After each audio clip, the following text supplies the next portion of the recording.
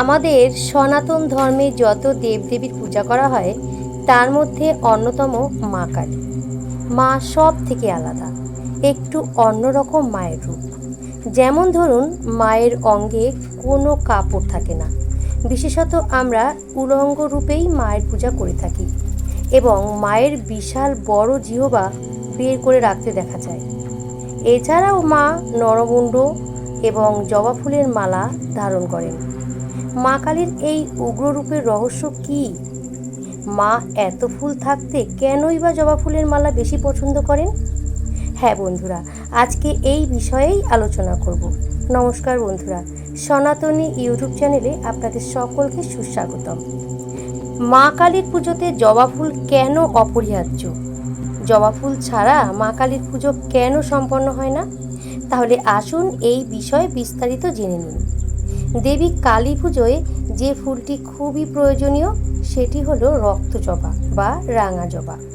এই ফুলটিই আমরা মায়ের শ্রীচরণে অর্পণ করি এবং এই ফুলের মালাতেই মা কালী সন্তুষ্ট হন। মায়ের পুজোতে অনেক লাল রঙের ফুলই দেওয়া হয়, কিন্তু জবা ফুল ছাড়া মায়ের পুজো সম্পন্ন হয় না। বাবা ভোলানাথের পুজোতে বেলপাতা ছাড়া যেমন পুজো হয় না, ঠিক তেমনই মায়ের পুজোতেও এই জবা ফুল অত্যাবশ্যকীয়। দেবী কালী হলেন শক্তিরূপিণী। শক্তির রং হলো লাল। এই কারণেই মায়ের পুজোতে লাল রঙের জবা ব্যবহার করা হয়। লাল রং এনার্জি প্রবল, এগিয়ে যাবার শক্তি যোগায়। সারা পৃথিবী তাই শক্তির উপাসনা করে শক্তপ্রাপ্ত হয়েছে। প্রাচীনকাল থেকেই মায়ের পুজোতে লাল জবা নিবেদনের প্রথা রয়েছে। নানাবিধ প্রাচীন পুঁথিমতে জবা ফুলের পাপড়ি দেখতে অনেকটা মা কালীর জিহ্বার মতো। সেই সাথে লাল রং মায়ের শক্তির প্রতীক। তাই মায়ের পুজোয় মনে বিশ্বাস ও ভক্তি নিয়ে লাল জবা নিবেদন করলে দেবী কালী অত্যন্ত প্রসন্ন হন এবং মায়ের আশীর্বাদে ভক্তদের খারাপ শক্তির প্রভাব কমে দুঃখ কষ্ট কমে যায়, বাস্তুদোষ কেটে যায়, আর্থিক উন্নতি হয় এবং সুখ সমৃদ্ধি বৃদ্ধি পায়। মা কালী শক্তিদাত্রী। এই বিশ্ব ব্রহ্মাণ্ডের সকল শক্তির আধার হলেন শ্যামা মা বা মা কালী। রামপ্রসাদ থেকে শ্রী রামকৃষ্ণ পরমহংসদেব, সাধক বামাখ্যাপা, ত্রৈলোক্য স্বামী, এরা সকলেই মায়ের শ্রীচরণের জবা ফুল হয়ে ফুটতে চেয়েছিলেন। এই কারণেই মায়ের পুজোতে জবা ফুল আবশ্যক হয়। লাল রং হলো শৌর্যের প্রতীক, বীর্যের প্রতীক ও সাহসের প্রতীক।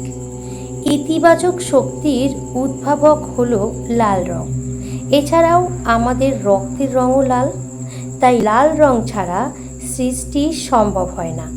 এই কারণেই জবা ফুল দিয়েই মায়ের পূজা হয়। মা কালী এই বিশ্ব ব্রহ্মাণ্ডের সকল নেতিবাচক শক্তিকে দূর করে পজিটিভ শক্তিকে নিয়ে আসেন এবং রক্ত জবা বা জবা ফুল সেই কাজই করে।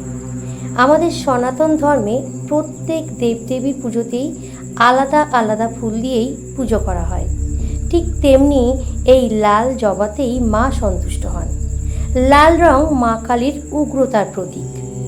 এই জন্য এই পশ্চিমবঙ্গ ছাড়াও আমাদের ভারতের বাইরেও যত কালী মন্দির রয়েছে সব মন্দিরেই কালী পুজোর সময় মা কালীকে 108টি জবা ফুলের মালা দিয়ে শোভিত করা হয়। হিন্দু ধর্মে সর্বোচ্চ দেবী হলেন মা কালী। তিনি হলেন মহামায়া মা দুর্গার আরেক রূপ।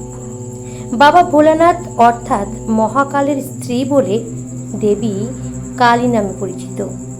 তো বন্ধুরা, এই ছিল আমার আজকের ভিডিও। তো বন্ধুরা, ভিডিওটি ভালো লাগলে ভিডিওটিতে লাইক কমেন্ট শেয়ার করে আমার এই সনাতনী চ্যানেলটিকে সাবস্ক্রাইব করার অনুরোধ রইল। তো আজকের মতো বিদায় নিচ্ছি। আপনারা সকলেই ভালো থাকুন, সুস্থ থাকুন, এই শুভ কামনা করি মা কালীর কাছে। তো সবাই মিলে একবার বলুন, জয় মা কালীর জয়।